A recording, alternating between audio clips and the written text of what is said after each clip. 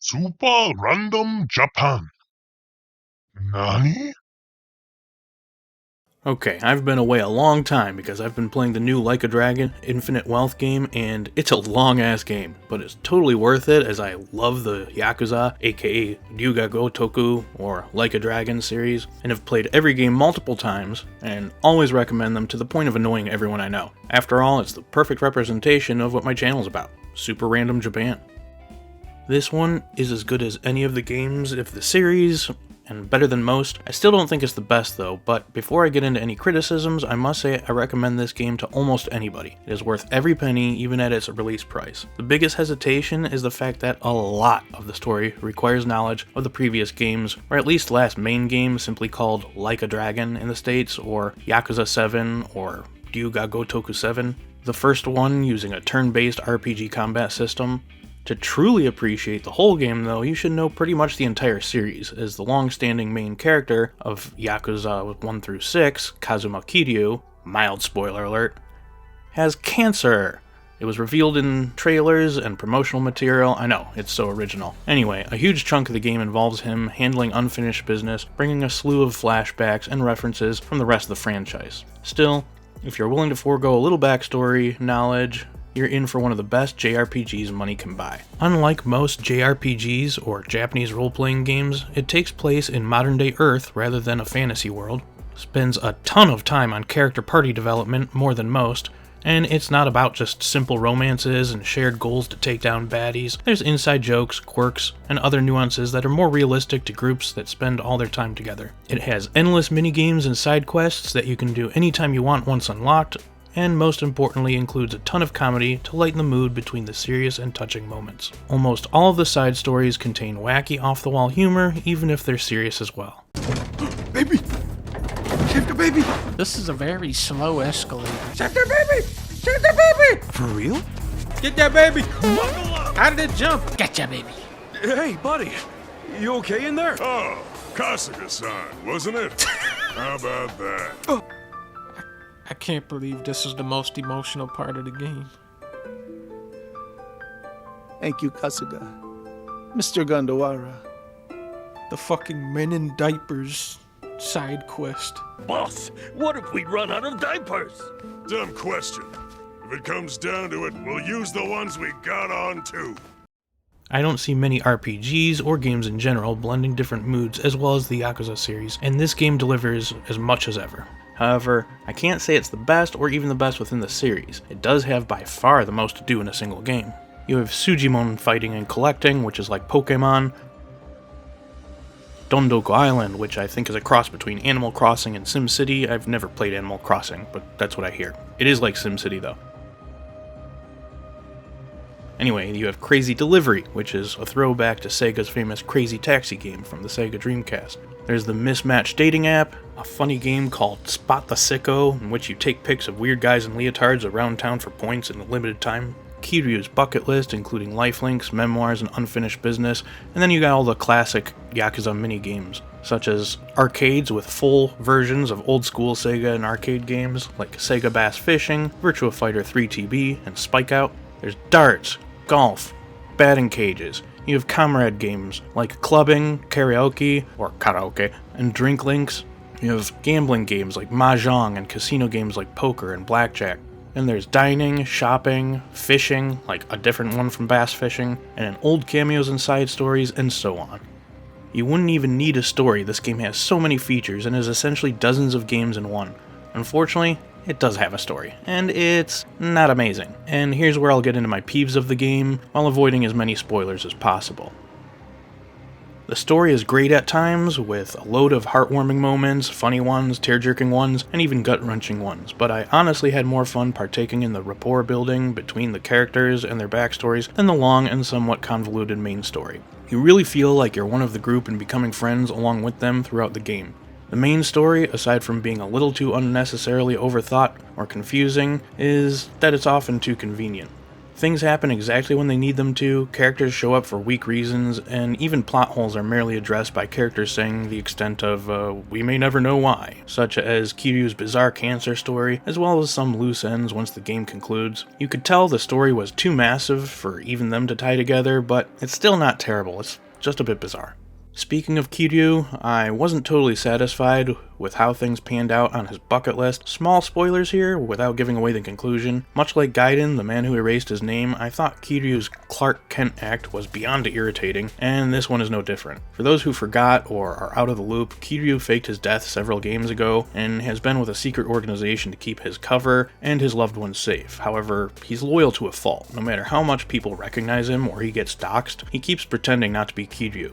But it got old halfway into Gaiden. It's even more annoying in Infinite Wealth. This is especially frustrating when it comes to seeing friends and family from the past for his bucket list. He claims honor to be a reason to hide, but to me, he was being Daidoji's bitch, and it was very unlike him. The old Kiryu would fight the very entity trying to control him and threatening his loved ones until it collapsed. I am, for the most part, content with how the game truly ended after its credits, but don't want to spoil anything there. Another gripe I have with the story is that most of it takes place in Hawaii. As I stated after playing the trial version, I loved the features of Hawaii, and it looks spot on, but it doesn't feel like Hawaii, or even America. It felt like a cool fictional island. Not only is it seen from a Japanese perspective, which is interesting in its own right, but neither of the languages feel right. I found myself preferring the English audio in Hawaii and Japanese in Japan. It was too weird having everyone in Hawaii speak Japanese and vice versa. Obviously, this posed its own problem as the characters for each language have totally different voices. However, I just couldn't tolerate Danny Trejo's face not matching his voice, or the abomination that is Bryce Fairchild. Madame Nayla, you see, forbids the use of fire in human conflicts. Attempting to shoot will only make things worse for you. Rejoice, for Madame Nele has extended her divine protection to you and your humble establishment. Madame Nele, mahalo ioi. Bryce is a white guy who heads a cult-like religious group that supposedly harkens back to the history of Hawaii. Yet, he speaks fluent Japanese and horrendous English if you play the Japanese audio version.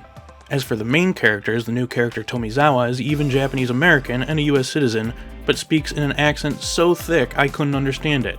And I used to teach English in Japan. People who have never spoken it are more understandable than this voice actor. Officer, help! I'm being robbed! This hoodlum wanted money, and he pointed a gun right at me. Yeah, arrest that scumbag. I'm pissing myself over here. I don't understand why they couldn't do a believable mix of languages and just use one set of actors. It would make it more realistic to see Ichigo try to stumble his way through America if he had to deal with a realistic language barrier. A company as big as RGG Studios, and especially Sega, should be able to find bilingual voice actors. I understand the main characters were cast before the Hawaii adventure, but again, a character like Tomizawa should have been bilingual from the get-go. Lastly, as to Hawaii, the size of Honolulu, and even Yokohama for that matter, kind of got to me. I preferred the old games where everything was in more compact areas. After all, as I've said before, I believe one of the reasons the creators wanted to make a game in Tokyo from the get-go was to show how much you can do in a small area rather than a massive open-world setting. That changed as the series progressed, but it's one reason I love Japan in real life. In America, including Hawaii, you need to travel blocks or miles to get to certain stores or buildings. In Japan, you can have 10 businesses in a single block or even a single building.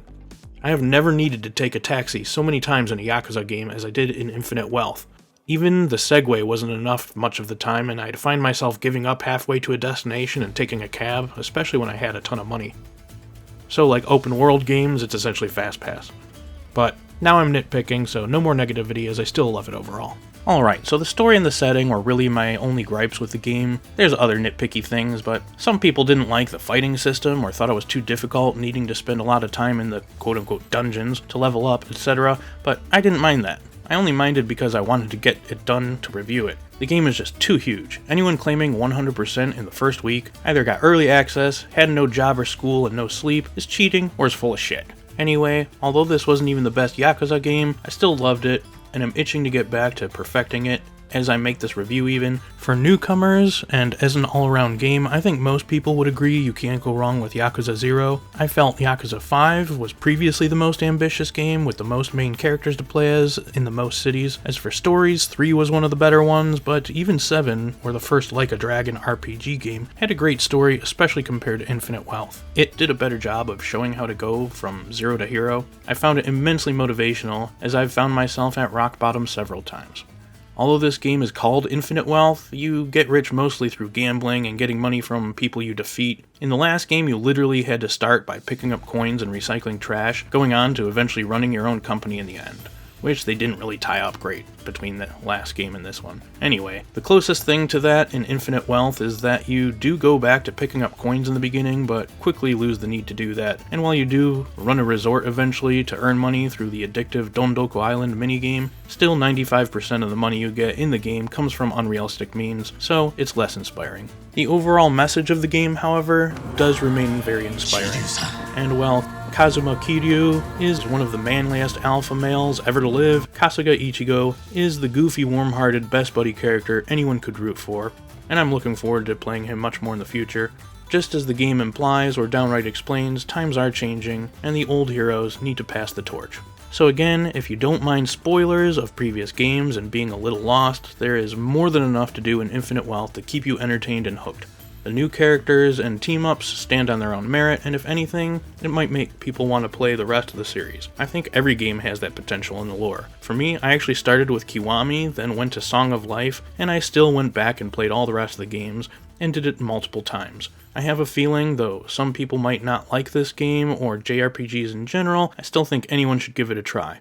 If nothing else, wait for a discounted version. Like the other games, they'll likely be around for a long time, and possibly even rebooted. There will surely be many more to come. I think that's pretty much it for now, but I will probably do separate, smaller videos to address cultural, funny, or interesting aspects of Infinite Wealth, so please like, subscribe, and stay tuned for more super random Japanese stuff. Thanks. Later.